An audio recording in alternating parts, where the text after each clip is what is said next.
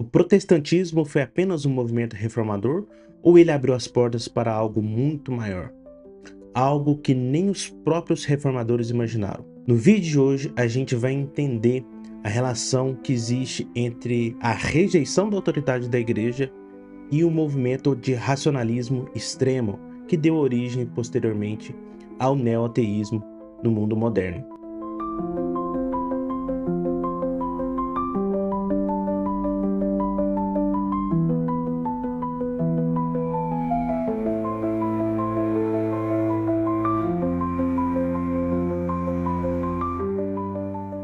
Sejam muito bem-vindos a mais um vídeo aqui do canal O Resgate da Alma. O meu nome é João Vitor Gonçalves e no vídeo de hoje a gente vai entender um pouquinho a relação que existe entre a reforma protestante e o neoateísmo que nós vivemos nos dias de hoje. Mas antes da gente falar sobre o vídeo, já curte aqui esse vídeo aqui embaixo, deixe seu joinha, ajuda demais o canal a crescer. Não se esqueça de deixar seu comentário também, de se inscrever e ativar as notificações para que você receba os nossos conteúdos em primeira mão. Para entender essa questão, nós precisamos voltar lá no século XVI.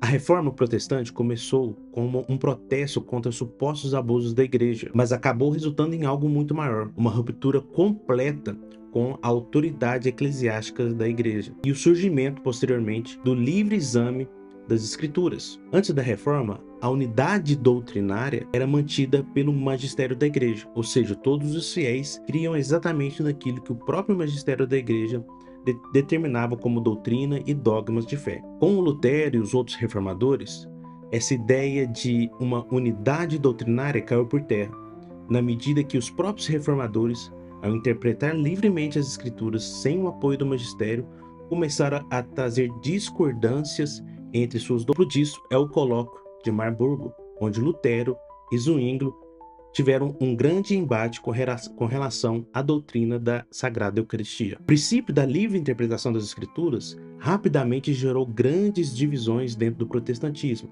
como por exemplo os luteranos, que não concordavam com os calvinistas e muito menos com os anabatistas. O problema é que quando você tira a autoridade da igreja, você renega essa autoridade, o que te impede que as próximas gerações possam simplesmente também rejeitar a autoridade dos fundamentos do próprio cristianismo? Com o passar do tempo, essa ideia de colocar a razão individual acima da autoridade da igreja trouxe grandes consequências que culminou no que nós conhecemos como o Iluminismo. O Iluminismo, um movimento filosófico do século 17 e 18, colocou a razão como fonte única e suprema de conhecimento. Muitos filósofos iluministas começaram a criticar os fundamentos do cristianismo porque entendiam que os dogmas que já eram pré-estabelecidos não respeitavam a autoridade da razão individual e que cada dogma deveria ser interpretado e analisado de forma individual e cada indivíduo poderia entender conforme a sua própria razão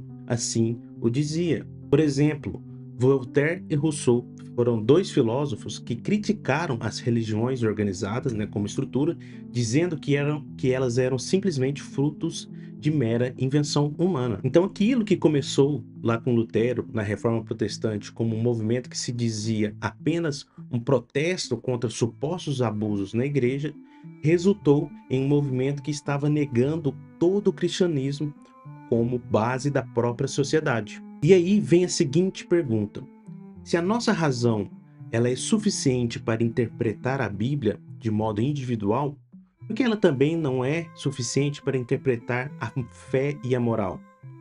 Por que nós precisamos de dogmas religiosos ou de doutrinas cristãs para dizer para nós o que é certo e o que é errado?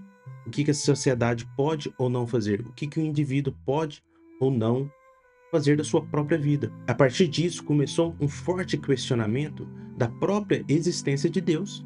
Não seria Deus um fruto da religião para apenas colocar a sociedade sob um jugo da igreja, onde a igreja poderia ter controle sobre tudo? É exatamente essa mentalidade que preparou o caminho para o que nós vivemos hoje, que nós vemos aí no YouTube, esse racionalismo extremo que fundou o neoateísmo moderno. No século XIX, o racionalismo extremo levou a uma rejeição total da fé cristã, principalmente aqui no Ocidente. Figuras como Karl Marx, Nietzsche e Freud não estavam apenas rejeitando o catolicismo, mas o próprio cristianismo como um todo. O Estado laico moderno também se baseia na ideia de que a fé é uma questão pessoal e não coletiva, algo muito próximo da visão protestante inicial. Olhando para tudo isso, nós podemos ver que a reforma protestante abriu caminho para a ideia de que não precisamos da igreja para interpretar a fé.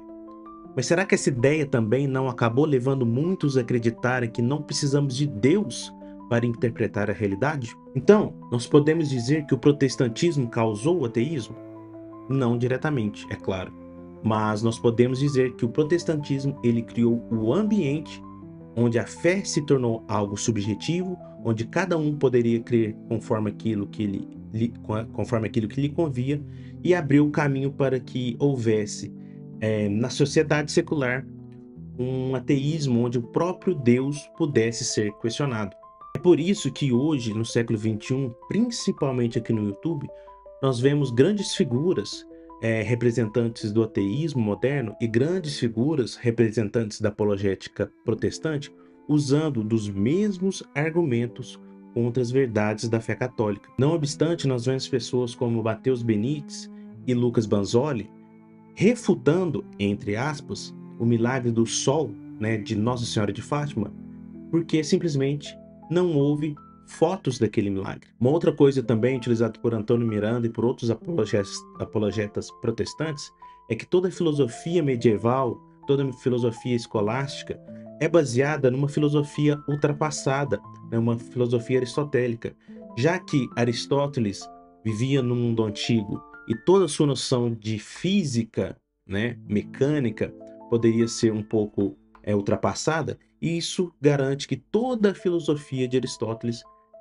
ela é antiquada, justificando tanto para o protestante quanto para o ateísta que toda a fé, toda a base filosófica que dá às doutrinas e dogmas católicos de hoje é uma base fraca e ultrapassada que já foi vencida pela ciência moderna. Uma outra grande relação que existe entre os argumentos protestantes e ateísmo contra a fé católica é que muitas das coisas que nós dizemos, muitas das coisas que é defendido como milagres, para eles não são milagres, excepcionalmente porque não podem ser comprovados cientificamente. Ou seja, tanto o protestante quanto o ateísta subjugam sua fé naquilo que apenas pode ser provado cientificamente. E não existe nada mais pobre, nada mais infeliz do que julgar artigos de fé pela sua própria razão. Como é que nós vamos provar cientificamente a existência de Deus? Como é que nós vamos provar cientificamente a existência da Trindade, ou até mesmo da encarnação do Verbo através de uma virgem? Ou quem sabe o principal evento da fé cristã, que é a própria ressurreição de Cristo. Nós não temos nenhuma fotografia de Cristo morto e depois de Cristo ressuscitado.